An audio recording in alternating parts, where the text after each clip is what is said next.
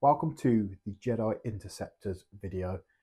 2025 at the moment seems like it's going to be a very expensive year, and for the wrong reasons. There's not actually that much Star Wars that I actually want to get this year, like going off leaks. But in this video, we're going to be speaking about the Jedi Interceptor, and it's two reasons why this has been one of the most expensive sets I've ever bought. Because this set is way overpriced for what it is. You do get an incredible Ahsoka Tano R7A7 and Anakin Skywalker. It's a very clean looking Jedi Interceptor, I do admit that. And it is a little on the expensive side, but I had to get it. But that's not the reason why I've now made this video. It gets more expensive because I had one Ahsoka Jedi Interceptor and I was like, oh, wouldn't it be cool to have a whole shelf of Jedi Interceptors, which made me then end up buying this one and many more. So yeah, I've now picked up this Jedi Interceptor, and to go with it, I then bought three other Jedi Interceptors. I bought Anakin's, ObiWan's, and then a different style of Anakin's as well to go on the shelf nicely. And I must admit, yes, it was expensive to kind of make this shelf look as good as it does look. Like normally I buy £180 set. Yeah, £180 set. £180 set for that shelf to look nice. And that's how I kind of like buy my Lego Star Wars now. So some of the sets I'm like, I need it no matter what. Hence the Millennium Falcon. Some sets I need but will happily wait for a sale, and sometimes it works out. Venator, £320, top deal. And then you got the AT-AT. You can't not have an AT-AT in your collection. Boba Fett Slave 1, Dark Falcon. It's a very unique set, so I just had to buy it. And then there are sets where I'm like, wouldn't it be cool if this set was on the shelf? And then to create that shelf visually how I want that shelf to look, I then go and buy extras to go with it.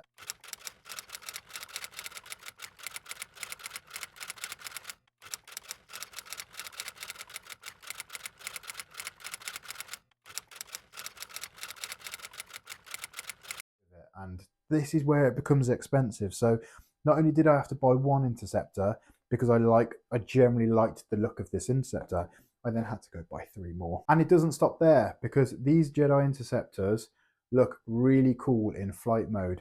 I don't want them all landed like on the shelves looking all stale and simple. So I had to buy stands as well. So yeah, 4 stands. But funny enough, that was not actually the expensive part. These stands were only £1.19, give or take.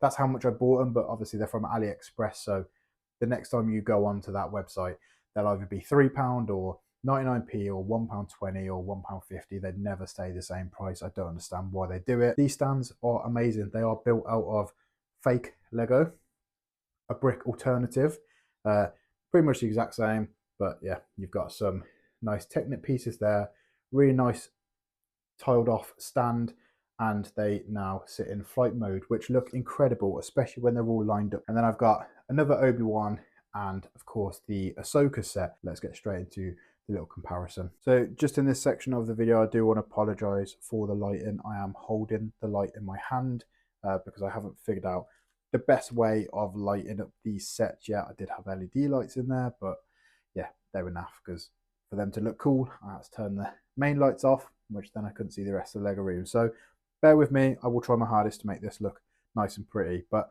first of all, we're starting off with ObiWan's Jedi Interceptor there. There are a few pieces missing, I believe. I believe the R head is a little off, and you know, these are second-hand pieces, apart from the Ahsoka one.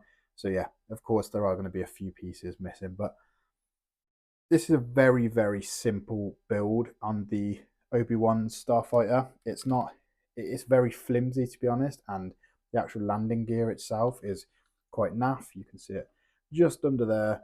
It's basically just like a pull down little piece, and it just doesn't look that nice. And then obviously in the years when they added up the nicer landing, where it was kind of like dipped where the R2 unit would sit, they kind of like dip at the bottom of it.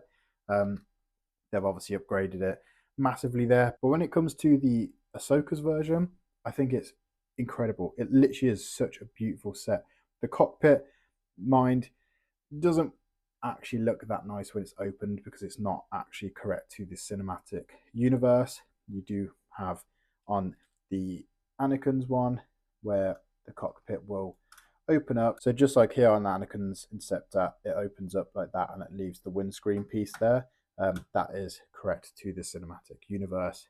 That is not. And unfortunately, the back of it has kind of took a little ruffle tumble. I really liked the whole piece of the cockpit here, but this piece where it's like halved and this little back piece, they should have just left it alone. Like, these do not match now. Like, none of these Jedi Interceptors match, unfortunately, with the Ahsoka one because of how much they've actually changed it. But they have included some brilliant sticker pieces which should be printed by now.